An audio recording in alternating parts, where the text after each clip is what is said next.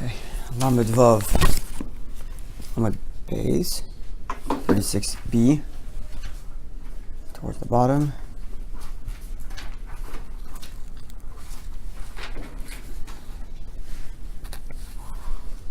We'll get to the halacha of concentration during what the concentration that one should have while tefillin is on them.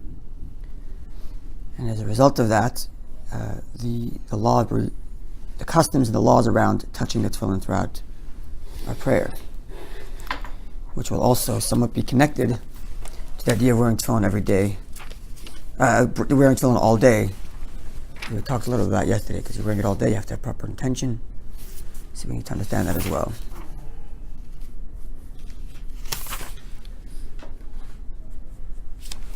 Right. Here we are.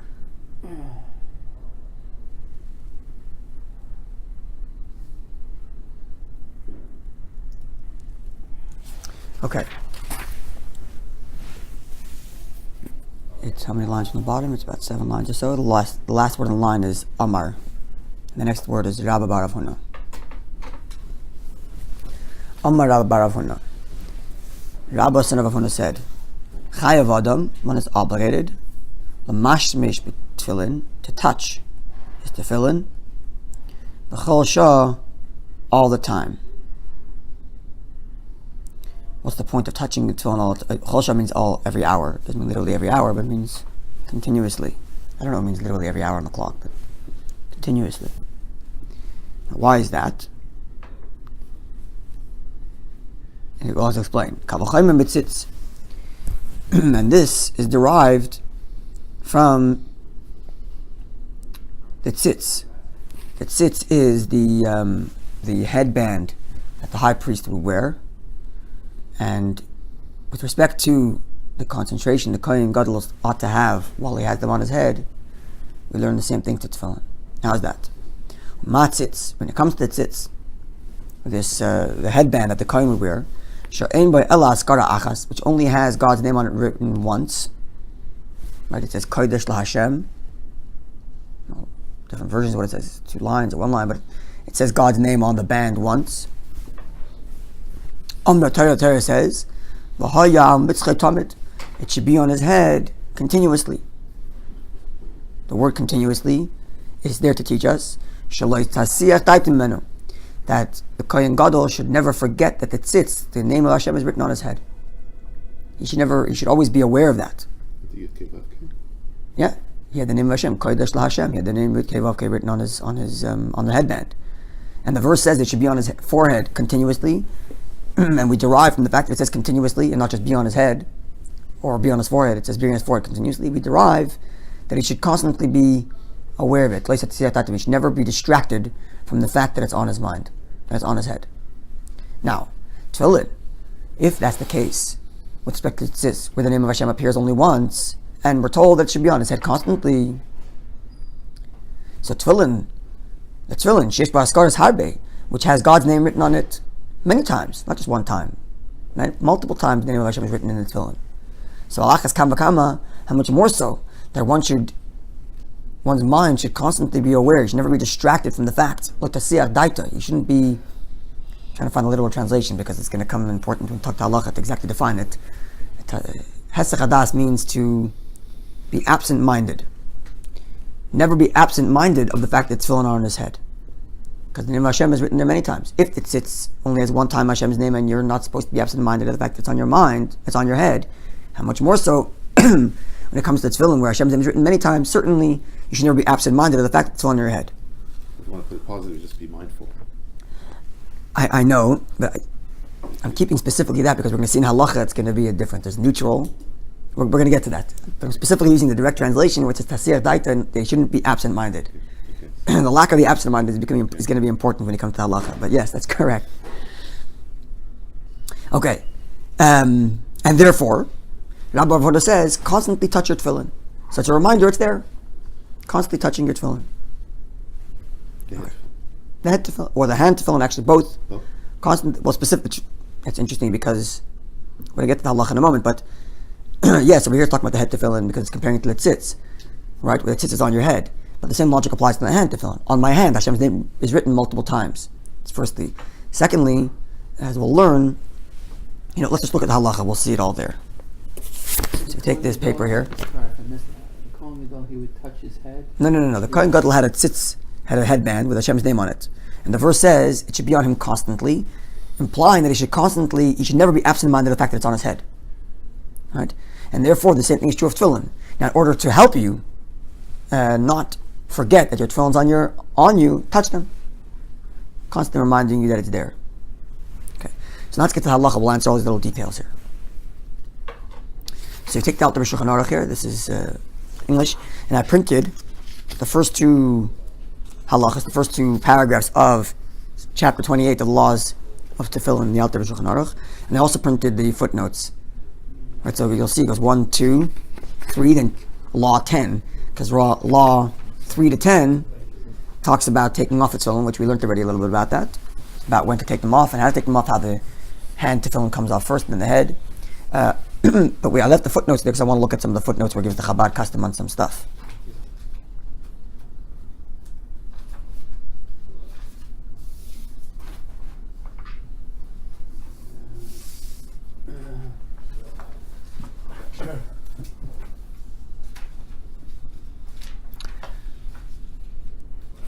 Okay.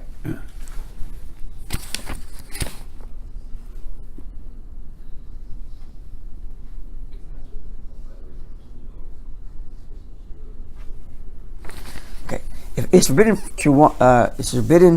to divert one's attention from tefillin for even a moment. For even a moment. If you look in footnote 1, this is significant. The Alter Rebbe's wording is taken from Menachot 36b, which is what we're learning, as cited by Rambam, Mishnah Torah Hilchos Tefillin 4:14. Significantly, though the Torah and Shulchan Aruch also speak of concentrating on the tefillin, they do not mention the prohibition against diverting one's attention for one moment. The word for one moment, the Alter Rebbe picks from the Rambam, from Maimonides, even though it's not mentioned in the actual Shulchan Aruch. This is going to be significant. In contrast to other mitzvahs, intent is an integral component of the mitzvah, as we'll learn in a moment. Hence, one's attention may not be diverted even for one moment. See, look at the Sichos, volume 14, page 153, which I will share with you the content of that in a moment. It's important to note that he adds this idea, even in a moment, no diverting one's attention even for a moment. And as he continues in the text of the Shulchan Aruch, as long as one is wearing them, even for a moment, as long as one is wearing them. This conclusion is derived from a comparison, a kal v'chomer.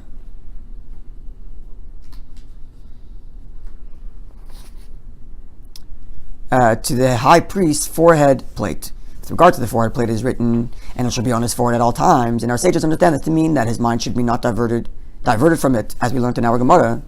So much more so, the divine name appears only once on the forehead plate of the Kohen. How much more so should tefillin, which contain numerous references to God's name, command our constant attention. I believe it's, what does it say here? The divine name appears 21 times in biblical passages containing the tefillin. 21 times, as opposed to once on the Kohen's forehead plate. Okay, so what's the definition of diverting one's attention? Let's see. The diversion of attention, which is forbidden, is levity or frivolity, or preoccupation with physical concern to the extent that one's heart turns away from the fear of God because of this distraction. If, however, one is steadfast in his reverence for God and engages in his own concerns, so he's doing whatever he's doing, but he's not, in other words, he's neutral. He's not doing something that's against the fear of God, levity and frivolity, but he's not engaged actively in the thinking of the fear of God. It's just neutral. Right? Even if he's involved in his work or in his vocation, he's in his business, and his attention is not focused directly on the tefillin, he's not considered to have diverted his attention. What's the Alter Rebbe's proof? Otherwise, how could it be possible for everyone to wear tefillin throughout the day? For those who wear tefillin all day long, how is it possible for a person to wear tefillin all day long, live his life, and constantly be consciously thinking of the fear of heaven? And therefore, the Alter Rebbe defines that what's the definition of diverting one's attention? Not that you're not thinking, that's why I use the word being absent-minded versus mindful. Being mindful of the fear of your tefillin all the time means a conscious thought. If that's the case, it's impossible to wear tefillin all day long. So therefore, what's the definition of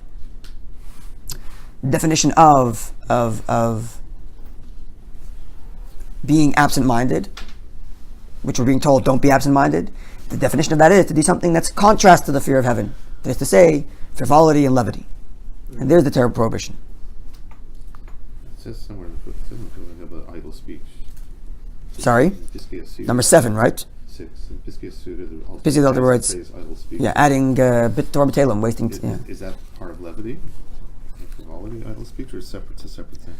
It seems like it's an added word, but it can't mean business. Otherwise, it's a contradiction to the whole rest of the thing. Maybe it just means. I guess it's an extension of levity and frivolity. Yeah. Yeah, I suppose. Frivolity. Yeah. But it continues. Nevertheless, the choicest way of performing this mitzvah is not to divert one's attention from tefillin at all. Meaning the best way to do tefillin is to be conscious of, actively mindful of the tefillin all the time. Even though it's impossible for those wearing tefillin all day. Except during the study of Torah and the Shemona Esrei prayer, where there you're not concentrating on your tefillin, you're concentrating on your Torah, and you're concentrating on your actual prayer. Okay, so the next halacha that I'm going to share with you the content of. Okay, actually at this point I'll say what's interesting is as follows. So, on the one hand, I mentioned before that the Alter Rebbe says, they point out in the footnote here, the Alter Rebbe says that adds the word even for a moment, taken from the Rambam, as opposed to the Shulchan Aruch, which don't mention that word even for a moment. That is to say, there cannot be even a moment of frivolity or levity, right? One shouldn't. Now that's taken from the Rambam. However, the Rambam in his definition of not having diverted attention doesn't define frivolity, doesn't say frivolity and levity. He just says a person is obligated to touch his tefillin for as long as they're on his head. He should constantly be touching his tefillin. Doesn't say kol shab, it says kol zman. So that his mind never be diverted from the attention even for a moment that the Alter Rebbe took from here. Now what then the Rambam continues. Why? For the holiness of the tefillin is greater than the holiness of the Kohen Gadol's head plate. That's not mentioned in Alter Shulchan Aruch, nor is it mentioned in the Gemara. There is a kal v'chomer. The Gemara does derive a how much the more so. If the head plate only has one time Hashem's name and you have to have attention, and the tefillin has 21 times, so you have to have more attention. But it doesn't say which one has a higher holiness. Right? Whereas the Rambam adds that the holiness of the tefillin is greater. And therefore, whatever attention you're required by the head plate, you need even more attention when it comes to the tefillin. So it's a higher holiness. And therefore, it doesn't say that so long as you're not frivolous, it's okay. It doesn't say that. And then it continues, because it sits, the head plate only has one time Hashem's name, where here it has 21 times. And that's it. And therefore, constantly have your attention, without any definition of what diverting attention is, limiting it to just frivolity. So on the one hand, the Alter Rebbe takes the words of the Rambam even for a moment. On the other hand, when he defines being absent-minded, he uses the Shulchan Aruch definition of frivolity rather than the Rambam's definition, which is anything. In fact, when at the end of the thing, at the end of the laws of tefillin, the Alter Rebbe repeats this. It's often the case where at the end of some section of laws, the Rambam will add a halacha, which is not directly legal, but somewhat borderline poetic, something about the message of the mitzvah. It's often the case where usually the Rambam's halachas are cut and dry, but I'll conclude the set of halachas with something of inspiration or something like that. And that's what he does with tefillin. He ends. The holiness of tefillin is greater than the holiness.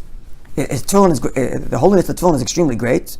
So long as the tefillin is on your head and on your hand, he has to be humble, and the fear of heaven is on him, and he doesn't end up in laughter or just wasting speech, and he doesn't think any bad thoughts. Rather, his mind is mafana liba, which means his mind is empty of everything other than words of truth and justice. Meaning he's constantly thinking about the positive. And therefore, a person should try to have his phone on all day, so that all day long, all he's thinking about is God. It's a very good argument for wearing it all day. Yeah, but if you can't think about God all day, he mentions some people who always wear a tefillin, and then he said, nonetheless, the main time is during davening. So at least during davening you have that concentration.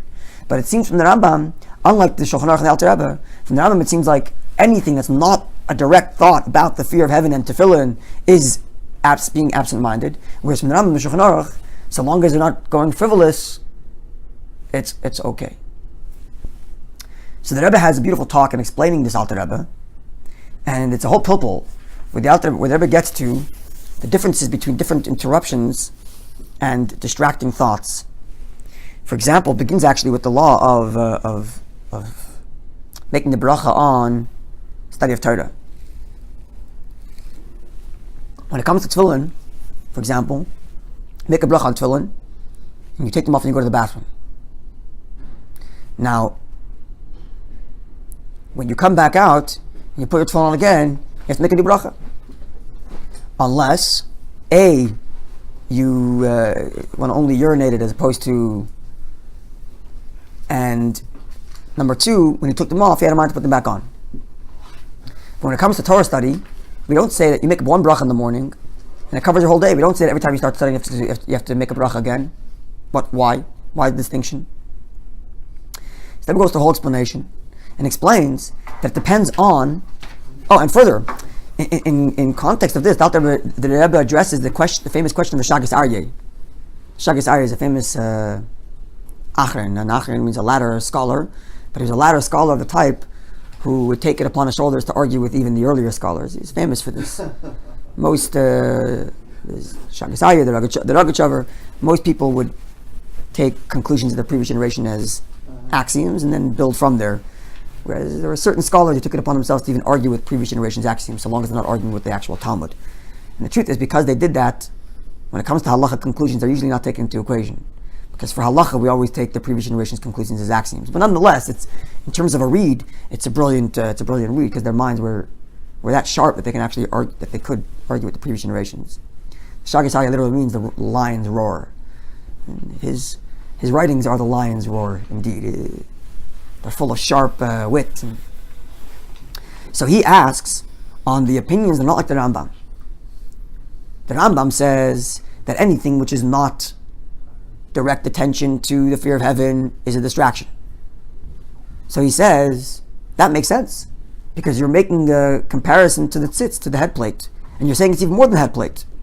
So if the Gemara is saying that the tefillin require attention by how much the more so of the head plate, then if the head plate you can't divert your attention, which is the case, the kohen cannot divert his attention even for a moment, then the same thing should apply to the head tefillin. Why are you lowering the standards for head tefillin when you're making it almost how much the more so of the head plate? Right? In the Alter Rebbe's version, the Shulchan Aruch's version, which is taken from the Alter Rebbe was taken from the Shulchan Aruch, we're lowering the standards. When it comes to the head plate, full attention. When it comes to the tefillin, we're lowering the standard and saying so long as it's not frivolous. Didn't you say that the tefillin concentration is how much the more so from the head plate? So to answer all these questions, the Rebbe has a beautiful chiddush. The Rebbe explains as follows: that in every scenario, in every mitzvah, you have to ask yourself, what was the original mitzvah you were making the bracha on, and that will define what will become an interruption later. And therefore, when you make a bracha on the laws on study of Torah, what's the definition of the law of the study of Torah? 24/7 you have to study Torah. That's the halacha. But the reality is you have a life and you have to do things. You have to go to the bathroom, you need to eat, you need to sleep. So we temporarily allow you to not engage in your obligation to study Torah right now, even though the obligation still stands on you. And therefore there's never an interruption from that study. And therefore one bracha in the morning covers the whole thing. Even though technically you're in the bathroom right now, you can't study, but the obligation hasn't left you just because you went to the bathroom. We're temporarily suspending it because you can't, but the obligation still stands there. And when you made the bracha in the morning, the obligation landed upon you the moment you made that bracha and never left you. Which is why there's even one opinion which says when you make the bracha, you don't have to study something right afterwards. Our custom is we do. The second you make the bracha in the morning, you say right afterwards Yevarecha, which is a verses, and then you say a Mishnah. Right? But there are opinions who say you don't have to do that. Why? Because the moment you make the bracha, the mitzvah's on you and never left you. And that's what defines going forward. And the same thing with the tefillin. When it comes to tefillin, there are two elements to the tefillin. There's the actual placement of the tefillin. Right? Now, with the placement of the tefillin, you make the bracha, and the bracha lasts for as long as you're wearing the tefillin. You take it off without the intention of putting it back on. Is the obligation for you to wear tefillin still on you? No. That obligation left. And if you want to put them on again, make a bracha. Because you've broken up your original obligation. What's the other element of tefillin? The intention. The intention is the other element of tefillin. What's the intention of tefillin? We learned about this before. Shibud alava mayach. The intention of tefillin is that one should dedicate one's mind and heart in the service of Hashem. Right? That's a very generalistic idea. So what kind of intention is that? Someone who says, I want to dedicate my heart and mind to Hashem. Does that mean he's not going to work now because he's only dedicating his heart and heart to Hashem? It means that even though he's going to work, he's still going to be in the service of Hashem. So as long as you don't do something to counter that original intention, you're okay. That's right. So long as you don't do anything that counters your original intention, then it extends, even though you're not conscious of it right now. Whereas when it comes to the tzitz, when it comes to the head plate is there to atone for specific sins at specific times. For for blood and for certain things that were offered in the inappropriate way. So, but because it's very specific, your intention has to be specific on that.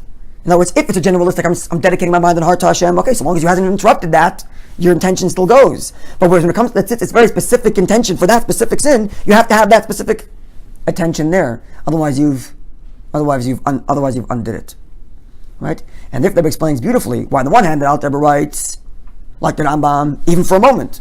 Because you cannot have one moment where you break that intention. But on the other hand, he doesn't take the Rambam's view that you have to have a conscious intention for going on tefillin, for having a tefillin. Because what he's defining for you is anything. And therefore he doesn't have to say, it's another point, this Rebbe doesn't say explicitly, but it seems to me. Therefore we don't need to say that the holiness of tefillin is greater than the holiness of tzitz. The Rambam writes that. The Rambam writes the holiness of tefillin is greater than the holiness of the head plate. And therefore the intention has to be even more focused. The Alter Rebbe doesn't say that. The Alter Rebbe just says, if when it comes to that, you cannot break your intention of what it's supposed to do, so then the head tefillin, which has more times Hashem's name, certainly you cannot break the intention you're supposed to have. But each one works in the context of its intention. The tzitz's intention is very highly specific, and therefore you have to keep that specific intention. The tefillin intention is a generalistic one, where you're dedicating your mind and heart to Hashem, so long as you haven't undone that, you're okay. And therefore, the definition of breaking intention is specifically frivolity. But if you're engaged in your work, because you're wearing tefillin all day long, but in the background, or in a generalistic sense, your mind and heart is still dedicated to Hashem, so you haven't undone the intention you had when you put on your tefillin. And therefore it's not considered a distraction. Even though obviously the best case scenario is an actual conscious thought. Clear? It's a beautiful little explanation it's a beautiful pilpul, I should say, from the Rebbe on this whole issue. Also, work in worship, you have a story, pathetic story, as you know, the fellow had his tefillin on all day long. He was fixing his cart, fixing the wheel. The Barditchev story. Exactly. And yet at the same time, why was he fixing his cart?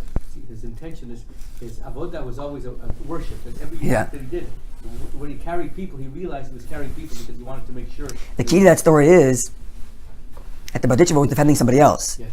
But one shouldn't defend oneself that way. Exactly. It's defending somebody else. You see somebody else doing something that's not 100% perfect, you find an excuse for them. Exactly. But for yourself, for oneself, one should hold oneself to a higher standard. Exactly. Okay, so I want to conclude. Yeah?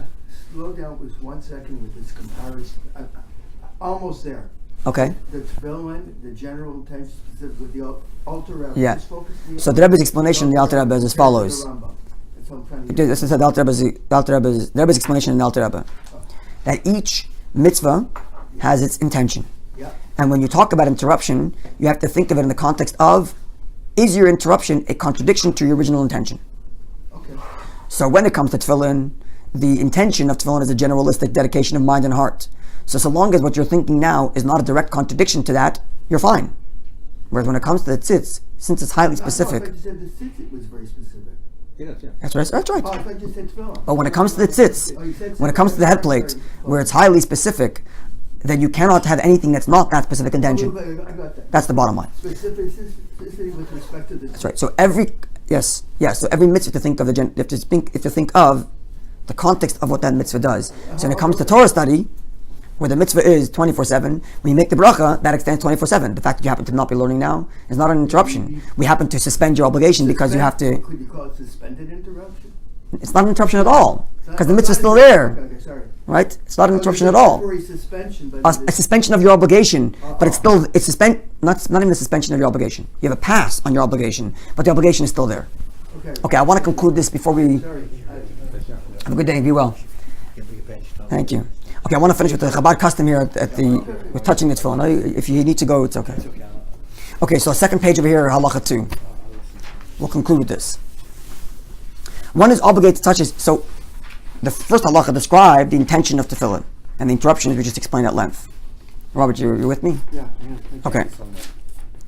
So as a result of that, in our Gemara we learned that therefore Rabbi Bar Avuna, right? Rabbi Bar Avuna said that you have to touch your tefillin continuously to remind you that it's there so you don't lose the intention. So then the Alter continues. One is obligated to touch his tefillin at frequent intervals. I.e., whenever he recalls that he's wearing them, he should touch them. This will cause him to remember them continuously and prevent him from diverting his attention from them entirely. For sure, making sure there's no frivolity, but even to get the better tefillin, to try to consciously have the fear of heaven. When he touches them, he should touch the arm tefillin first, and then the head tefillin. Why? So as not to bypass the mitzvah. For the head tefillin, arm tefillin are closer to his touch than the head tefillin. That's always the case. Head, then hand. Hand, then head, I'm sorry. And this gets back to the law we mentioned earlier when you're setting up your talis bag, that you always engage in the first mitzvah that he can use. One is not required to touch the tefillin during the time of prayer, for at that time there's no cause for concern that he will divert his attention from them entirely. I become involved in levity or frivolity because he's praying, whereas touching them continuously throughout the rest of the day when he might engage in that. Nevertheless, it is advisable that he touch them so that his attention actually becomes focused upon them. This is the preferred manner of fulfilling the mitzvah as mentioned before. Okay. Concluding, it is worthy custom to touch the tefillin when one mentions this mitzvah during the recitation of the Shema. I.e., he should touch the arm tefillin when saying, and you shall bind them for a sign in your hand, and he should touch the head tefillin when he says, and they shall be a reminder between your eyes. And that's indeed our custom. Last item, footnote 9. 9, yes. They should be touched both while reciting the passage beginning V'ahavta and while reciting the passage beginning the V'ayim Shema. In other words, there's twice when you mention the mitzvah of tefillin in your Shema, in the 2 paragraphs, and this custom of touching the hand and then the head should be applied both times. Similarly, Sefer Menachot, which is a book of Chabad customs, page 910, states that the arm tefillin should be touched when reciting the words Poseach Esedecha, Potech et Yedecha in the Ashrei, both in Psukkah de Zimra, that is to say right at the beginning after Baruch Shamar, and in the repetition of Ashrei after Tachanun. Touch Potech et Yedecha, you're touching your hand tefillin, and the head tefillin when reciting the words Umazbiya Locho Chai Ratzon. Okay. In Igor Kodesh, volume 18, page 265, this is the Rebbe's, it's a book of the Rebbe's, collection of the Rebbe's letters. The Rebbe adds that in the case of the above 2 phrases, it is customary to touch the tefillin with the straps and then to kiss the straps. I haven't seen people do this for whatever reason.